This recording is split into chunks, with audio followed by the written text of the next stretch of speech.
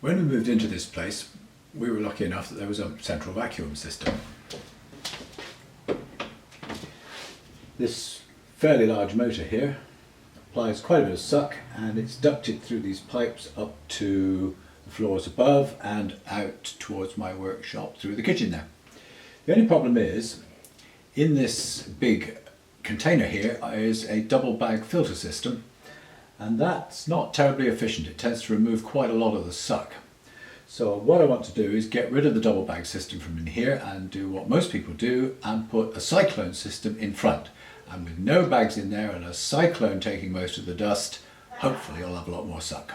I had some trouble with dust in the previous project, making some box joints. I've had this cyclone for ages, and there's a fail video somewhere on the channel, you can search it out if you desperately want to see it, but it's not very interesting, where I tried to adapt a bucket from the garden with a wooden lid to take the cyclone. Didn't work. So I've stumped up, and off eBay I've got this proper bucket, and it has a nice lid with an elastomer seal in here. Reasonable capacity. It's also got a spring clip to hold the lid on, so it should seal up nicely. I have seen people mount the cyclones directly into the plastic lid here, but I think that would probably work if this was in a fixed position and the ductwork coming off it was actually attached to the wall or something. This is likely to move around, so I think I need more support than this plastic here, so I'm going to chop up a little disc here to put in here, to which I can then attach the cyclone and seal the cyclone. I considered using plywood, but it's a bit thick and not very good quality, plenty of voids in it. I considered using hardboard, but although one side is smooth, the other side is anything but. So I'm going to use this thinnish MDF here, it's smooth on both sides. So cutting a disc in MDF, I don't want to use the circle cutting jig for the fest tool. Running a router bit through MDF is a very unpleasant business. The cutters are not designed to cut through sintered dust, which is what this stuff is. So I'm going to cut out the disc another way. I've been making a whole series of rip cuts so the blade guard is on. When you're doing a lot of repetitive work, the danger of your attention slipping and a cut injury becomes significant, as opposed to the ever-present danger of a kickback fatality.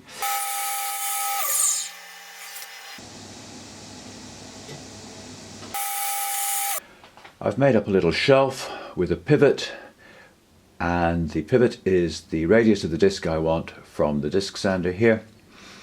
And I've put a piece of 3/4 anything underneath it to hold it in position. This just happens to be a piece of T-track that just happens to fit inside this slot here.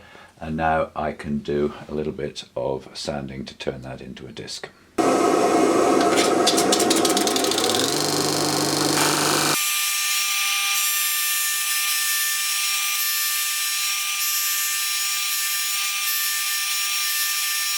I'll use one of these fly cutter like circle cutters to make the hole in the center of this disc, and I will need to put the drill into low gear, as the drag on these, you might imagine, is pretty strong.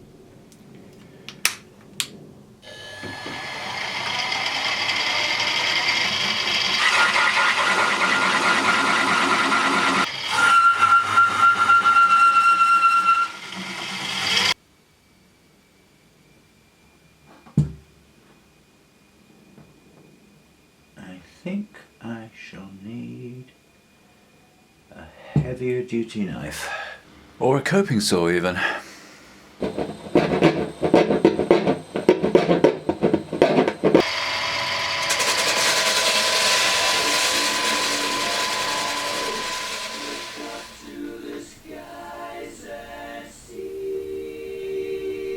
The sellers of this Cyclone have provided a drilling template. Just have to hope my circle is circular enough for it to line up properly. I wanted to give this a try before I sealed it all up, but of course the main tube of my vacuum doesn't fit the pipe of the Cyclone. This tube does. I bought it at the same time as the Cyclone for the Cyclone, but none of my adapters here will fit that tube to that pipe. I had a neat idea though. I've wrapped some mains cable around those spirals and then it fits inside there. Okay, let's give it a try. I've got 70 grams of sawdust here.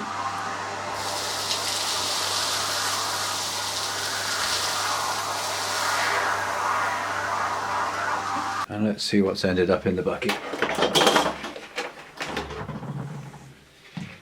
Ooh, looking promising.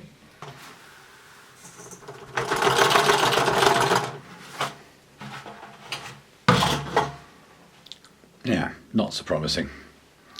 Under 50 grams. So, what sort of caulk or mastic should we use to seal this?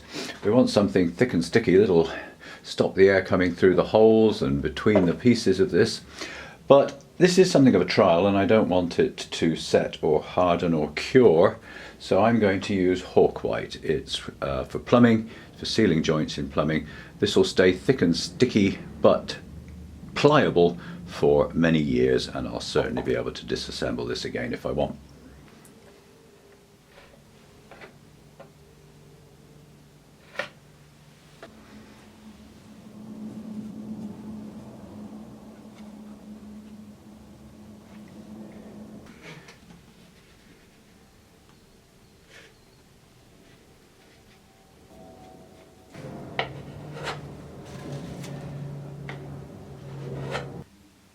And then I'll just use a few dabs of hot melt glue to hold the MDF to the bucket lid plastic a little bit more rigidly.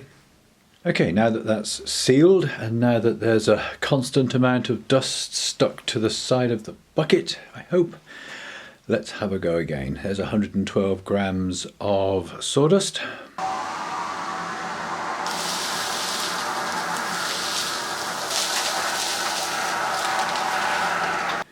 And about the same percentage back again. Didn't sound as though it was leaking before it was sealed. Interesting, I've just tried that again, this time only using the larger particles, and I get up to 80% efficiency. That's, well, that's what the theory says actually. The bigger particles are the ones that are easiest to deal with. It's the fine dust that gets through to the back system. Now I need to deal with the dust that gets through the first stage cyclone and into the bucket of the original vacuum unit here in the boiler cupboard. And I think I'll do that with a Thien Baffle because, rather handily,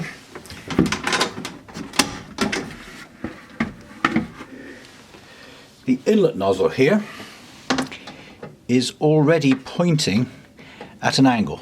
So hopefully it will start another cyclone here, and with a Thien Baffle resting on the top of this and up inside there, I'll be able to keep most of the dust that does get through at the bottom of this bucket here and not being vented to the outside and my neighbour's garden.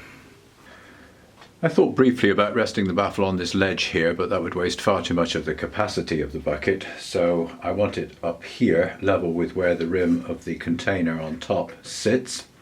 And rather handily, there are these ribs in here. I've dropped this rib down to give me enough room for a piece of wood there for the baffle, and now I just need to trim this rib down as well. If the ribs weren't there, I would clean this up and hot melt glue a couple of little spars on here to hold the baffle. It's a pity, but this disc here that I already have is just too small, so I'm going to have to trim another experimental disc down to make the baffle. One of the problems using a circle cutting jig, as outlined in the follow-up to the original circle cutting jig video, is anchoring the inside as well as the outside of the cut, especially as the inside has the pivot point. Now, it's not a problem for the first cut. The first cut is going to form the inner edge of the drop slot, and that only goes 2/3 of the way around, 240 degrees. And then I have a slightly different approach for the sizing cut that will go all the way around. I'm going to cut 2/3 of the way through the board with the circle cutting jig, and then I'm going to show using a bearing guided cutter or flush trim bit for the rest of the cut.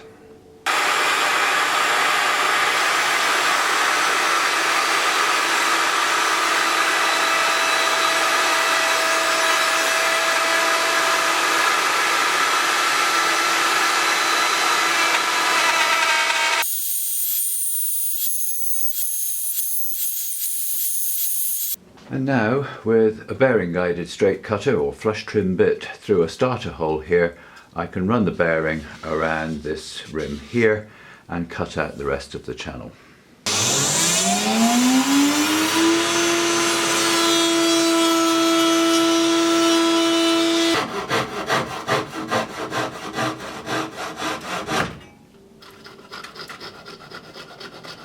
I'll just need to make a strut here to help push the baffle over this way, because of course there's the drop slot all the way around here, nothing to attach to, and it'll sit on these two ribs here. Well, that was quite tricky. It took string and sealing wax almost literally to do that, string and blue tack at least. Anyway, I've got some glue started on that strut. Now I can take it out and layer a bit more glue around the joint.